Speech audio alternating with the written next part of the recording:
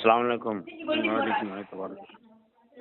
آپ بولیے مولانا۔ نور نبی بات کر رہے ہیں؟ ہاں جی، کہاں کے ہیں حضرت آپ؟ میں ادھر بہار کا۔ بہار کا ہیں، اچھی بات ہے۔ تو کچھ وقت ہے بات کر سکتا ہوں آپ سے بھی؟ کیا؟ کچھ وقت ہے بات کر سکتا ہوں 10-15 ہاں منٹ؟ بولیے نا، چپ رہو، بولیے نا۔ یہ مولانا اشرف علی تھانوی صاحب کو تو آپ جانتے ہوں گے؟ ہاں بولیے۔ تو یہ کون ہیں یہ؟ وہ تو ادھر یہ دیوبند کی طرف میں وہاں ہے، کون سا؟ دیوبندیوں کے مجدد ہیں یہ؟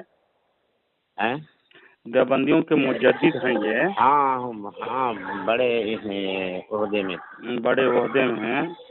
ہاں، دیوبندی تبلیغی کے پیشوا مولوی رشید احمد یہ اشرف علی تھانوی صاحب گنگوہی کا ہے۔ ہاں نہیں، گنگوہی کا۔ اشرف علی تھانوی، گنگوہی نہیں ہاں، کہہ رہا ہوں، وہ مجدد کے فائز نہیں کیا وہ، لیکن ہاں، اشرف علی تھانوی کو مجدد مانا ہے۔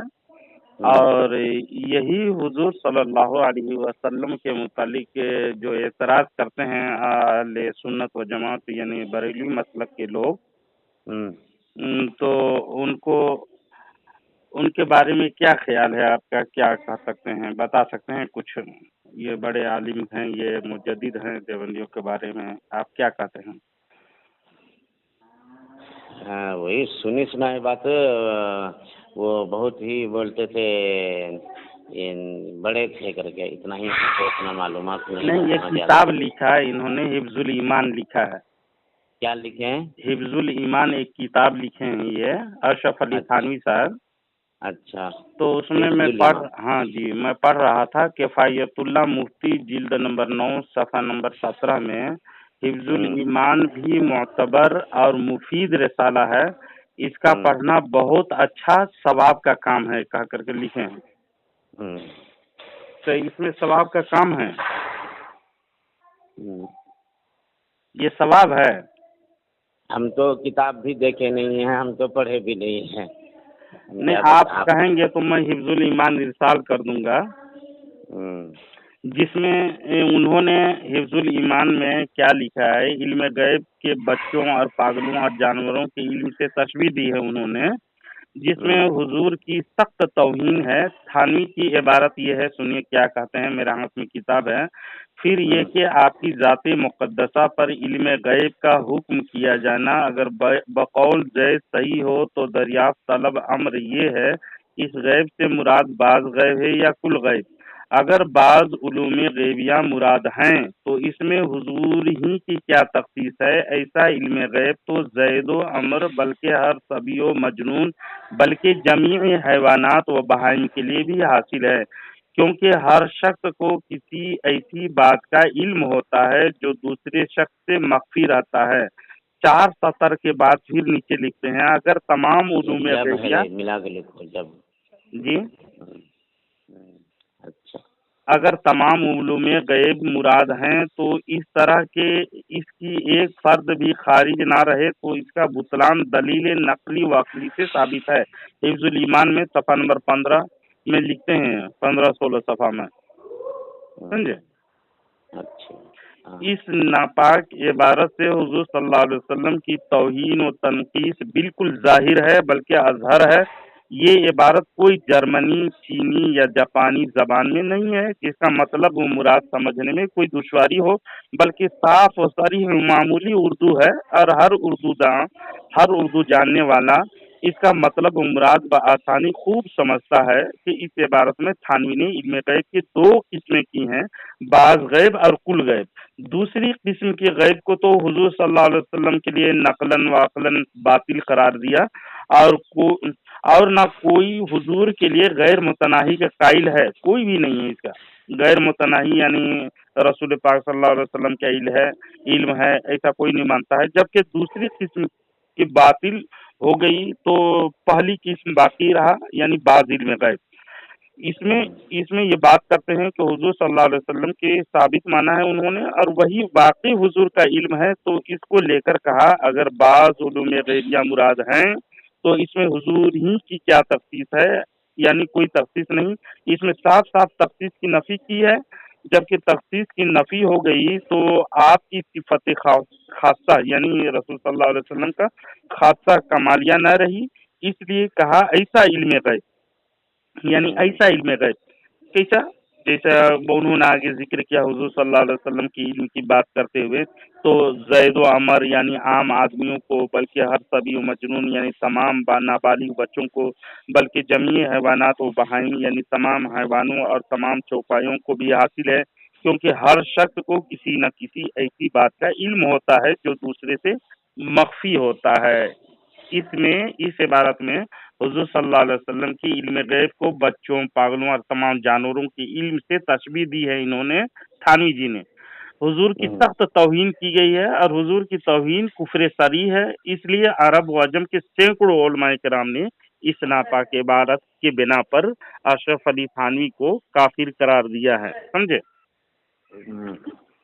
ये तो हम ऐसे को मुजद्दिद क्यों मानेंगे, ऐसे को पीछे हम क्यों चलेंगे? समझे? बोलिए। तो ऐसे लोगों, ऐसे आलिम की हम पैरवी नहीं कर सकते, तो ये मानने के काबिल है। अगर गलती है सरीह तो उसको कैसे मानेंगे? जी जी जी जी। नहीं तो मान सकते हैं। आप देवबंदियों से क्यों अलग नहीं हो जाते हैं? तो हम कहाँ, ये हम तो इधर ही है ना। तो ऐसे आलिमों के पीछे आप ना पढ़ें, जैसे कि एक महमूद आलम सफदर देवबंदी एक किताब है अनवारे सफदर में सफ़ा नंबर 342 में लिखते हैं, क्या लिखते हैं? महमूद आलम सफदर देवबंदी बहुत बड़े आलिम हैं ये देवबंदियों के। वो लिख रहे हैं, जैसे एक मर्तबा बरेलियों के साथ मुनाजरा था, अब हजरत उकाड़वी को सदर मुनाजरा बना दिया गया। हजरत उकाड़वी ने बताया कि मुनाजिर जो था वो मुनाफिक ममाती था। यानी देवबंदी की किस्म एक हयाती है, एक ममाती है देवबंदियों में, समझे? देवबंदी में दो किस्म कैटेगरी अभी आम मशहूर है। एक हयाती यानी रसूल पाक सल्लल्लाहु अलैहि वसल्लम को जो हयात मानते हैं, और एक दूसरा जो रसूल सल्लल्लाहु अलैहि वसल्लम को तक़वियतुल ईमान में कहा ना इस्माइल दहलवी, मर के मिट्टी में मिल गया। रसूल सल्लल्लाहु अलैहि वसल्लम की हदीस भी नकल करते हुए झूठ बातें यानी निस्बत की इस्माइल कतील लानती ने, और तक़वियतुल ईमान में झूठी बात हदीस गढ़ करके लोगों को थमा दिया। जो देवबंदी के कुतुबुल इरशाद रशीद अहमद गंगोही कहता है वो तक़वियतुल ईमान ऐन इस्लाम है, यानी उसके बगैर इस्लाम ही मुकम्मल नहीं होगा, सब देवबंदी उसको मानता है। तो वो ममाती वो देवबंदी था, वो मुनाजिर। मैंने उनसे पूछा, उकाड़वी ने कहा कि मैंने उनसे पूछा तू मुनाजरा सही कर सकता है? तो उसने कहा हाँ, मैंने एतबार कर लिया, वो देवबंदी एतबार कर लिया उस पर। जब मुनाजरा शुरू हुआ तो बरेलवी मुनाजिर ने कहा कि मौलाना अशरफ अली थानवी ने थाना भून में बैठकर अस्सलातु वस्सलामु अलैका या रसूलल्लाह पढ़ा। अब इस ममाती मुनाजिर ने कह दिया अशरफ अली थानवी मुशरिक था। उन्हीं की किताब में है अनवारे सफदर सफ़ा नंबर 342 में महमूद आलम सफदर देवबंदी ने लिखा है। तो यह अशरफ अली थानवी जो मुशरिक और काफिर था, उसकी किताब लिखी हुई पढ़ने से सवाब होगा, जो कि फायजुल्लाह मुफ्ती ने जिल्द नंबर 9 सफ़ा नंबर 71 में कहा है। ये झूठी बात है, समझे? तो हम हिफ्जुल ईमान जो उनकी किताब है, हम देवबंदियों को काफिर क्यों कहते हैं कि इस बिना पर उन्होंने तौहीन रसूल किया है, और तौहीन रसूल करने वाला दायरे इस्लाम से उसके मुसलमान होना तो दूर की बात, जो उसको मुसलमान माने, मन शक का फी कुफर ही वादा भी फकद कफर, उसकी भी कुफर में कोई शक नहीं है, समझे? और एक किताब में देखिएगा फतावा महमूदिया जिल्द नंबर 2 सफ़ा नंबर 472 और 71-72 में लिखा है। ये बहुत बड़ा इनका आलिम है, के नाम है इसका लिखा हुआ मुफ्ती महमूद हसन गंगोही। یہ مفتی۔ لکھتا ہے محمود حسن گنگوہی، ہوں، یہ کتاب فتاوی محمودیہ میں لکھتے ہیں، چونکہ بریلوی حضرات نے حضرت رسول مقبول صلی اللہ علیہ وسلم کو عالم الغیب تسلیم کیا اور لکھا ہے، اس کے یہ جھوٹ کیا بولا ہے۔ کیا بولے؟ حضور پاک صلی اللہ علیہ وسلم کو حضور مقبول صلی اللہ علیہ وسلم کو عالم الغیب تسلیم کیا اور لکھا ہے، کہہ کر لکھا ہے اس میں۔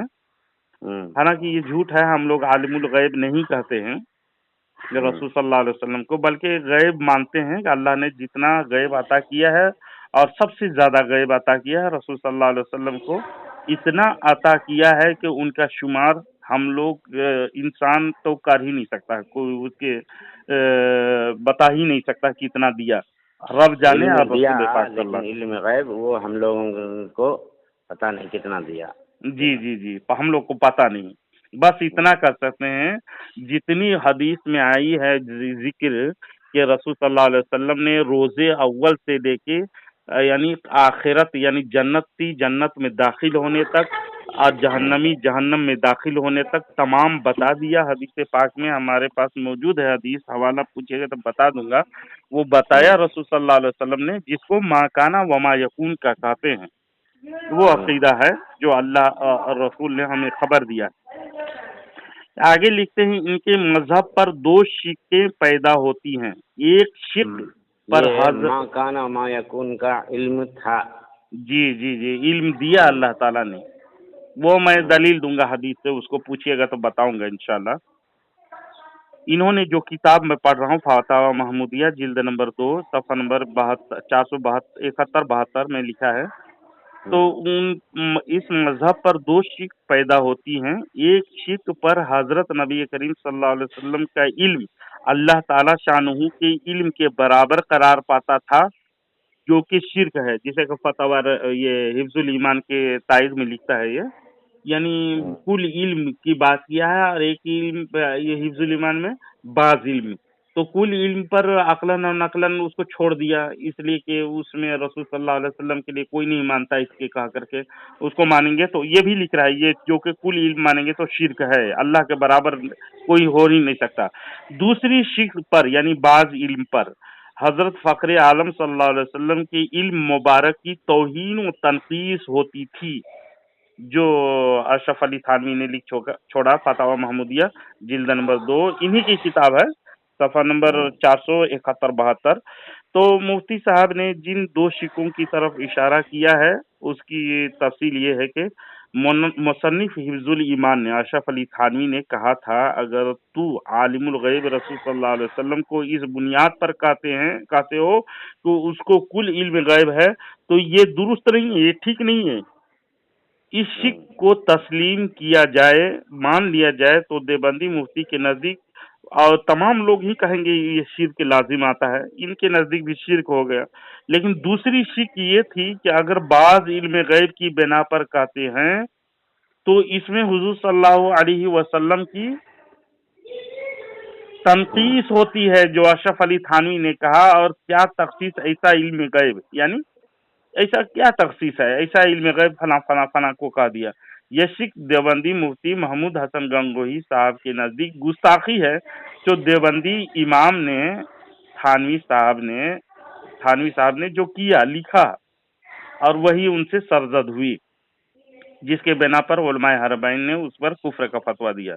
بہرحال اس گستاخانہ عبارت پر مشتمل کتاب کے متعلق یہ فتویٰ صادر کرنا کہ اسے پڑھ کر ثواب ہوگا، ہے نا، ایسی کتابیں ایمان کو پڑھ کر ثواب ہوگا کوئی لکھے، کسی مسلمان کا کام ہو سکتا ہے اسے؟ ہرگز نہیں ہو سکتا۔ آپ بھی کچھ بات کرنا چاہتے ہیں تو کر سکتے ہیں۔ یہ تو اتنا یہ اب کتاب بتا رہے ہیں تو ہم تو دیکھے بھی نہیں ہیں۔ تو آپ کو میں کتاب بھیج دوں گا، واٹس ایپ اس میں ہے؟ ہے۔ ہاں، تو واٹس ایپ میں حفظ الایمان کی عبارت جتنے حوالہ دیا میں اس کو میں انشاءاللہ العزیز آپ کو بھیج دوں گا، آپ خود پڑھیں گے اور اسے عقائد سے بالکل برکنار، ہمیں اللہ رسول کام دے گا، کوئی بھی کام نہیں دے گا۔ دیکھیے آپ پڑھے لکھے ہوئے ہیں، الحمدللہ امامت بھی کر رہے ہیں اور الحمدللہ آپ اچھے عالم بھی ہیں، سنا میں نے. اور اگر توجہ سے سنیں گے تو یہ چند باتیں بتا کر کے میں اپنی بات کو مکمل کر لیتا ہوں، اجازت ہو تو. دیکھیے گا 313 میں پاکستان کے عام اس میں آیا. پاکستان سے بہت پہلے حکیم الامت مجدد ملت کہتے ہیں اس کو. یہ کتاب میں لکھی ہوئی ہے جس کو میں نقل کر رہا ہوں. لکھا ہے حضرت مولانا اشرف علی تھانوی نے اپنے ایک رسالے حفظ الایمان کے اندر علم غیب کی بابت ایک ایسا جملہ لکھ دیا تھا جس پر ہر صحیح الفکر مسلمان نے اعتراض کیا تھا. پس مجروح قلوب پر مرہم کی خاطر مولانا تھانوی نے 1329 میں رسالہ بسط البنان تحریر فرمایا، مگر اس کے خاطر خواہ اثر نہ ہوا. کچھ عرصے کے بعد حضرت تھانوی حیدرآباد دکن تشریف لے گئے، جہاں اس زمانے میں حضرت مولانا محمد قاسم نانوتوی کے خلف الرشید یعنی حضرت مولانا حافظ محمد چیف جسٹس تھے. حافظ صاحب کے مکان پر علماء کا اجماع تھا اور حضرت تھانوی بھی موجود تھے، اور پیر صاحب حضرت سید محمد بغدادی حیدرآبادی بھی مدعو تھے. ان کی خدمت میں رسالہ حفظ الایمان پیش کیا گیا، جس میں اس جملے کو پڑھ کر آپ نے فرمایا اس عبارت سے تو بوئے کفر آتی ہے، اور خلاف فتویٰ دیا. چند روز بعد حضرت بغدادی نے حضرت رسول مقبول صلی اللہ علیہ وسلم کو خواب میں دیکھا کہ آپ کے حفظ الایمان کی وہ عبارت رد کرنے اور اس کو کبھی کہنے پر اظہار خوشی فرما رہے ہیں، اور فرمایا ہم تم سے خوش ہوئے، تم کیا چاہتے ہو؟ آپ نے عرض کیا میری تمنا ہے اپنی باقی عمر مدینہ منورہ میں بسر کروں اور وہیں کی مٹی میں دفن ہوں. آپ کی درخواست منظور ہو گئی. اس کے بعد آپ مدینہ منورہ ہجرت کر گئے اور 10 سال وہاں مقیم رہ کر 1354 میں وہیں وصال فرمایا. یہ ہماری کتاب نہیں ہے، دیوبندیوں کی کتاب خود لکھی ہوئی ہے. سیرت النبی بعد از وصال النبی جلد نمبر 6 صفحہ نمبر 169 اور 70 میں تصنیف عبد الماجد صدیقی دیوبندی نے لکھا ہے اس کو. تو بتائیے کہ حفظ الایمان کی مخالفت اور اشرف علی تھانوی کے کتاب کو کہا کہ کفر اس میں جھلکتی ہے، تو اس کو مدینہ نصیب ہوا، رسول صلی اللہ علیہ وسلم کی زیارت بھی نصیب ہوئی. تو ان لوگوں سے ہمیں مسلمانوں کو چاہیے کہ ان لوگوں سے کوئی واسطہ ہی نہ رکھنی چاہیے. بتائیے آپ ایسے آپ لوگوں سے اللہ سے اگر ہے تو کیسا رکھیں گے؟ جی بالکل نہیں رکھنی چاہیے. ہمیں عقائد کام دے گا. پہلے تو ہمارے عقائد درست ہوں گے تب عمل قبول ہوں گے. عقیدہ صحیح نہیں ہے تو نماز روزہ کوئی فائدہ نہیں. فائدہ دے گا نہیں نا، عقیدہ صحیح رہنا چاہیے. الحمدللہ الحمدللہ. انشاءاللہ بہت باتیں ہوں گی. اللہ تبارک و تعالیٰ تمام مسلمانوں کو ایسے لوگوں سے، خاص کر دیوبندیوں کے منافقت اور شر سے تمام مسلمانوں کو بچائے. آمین.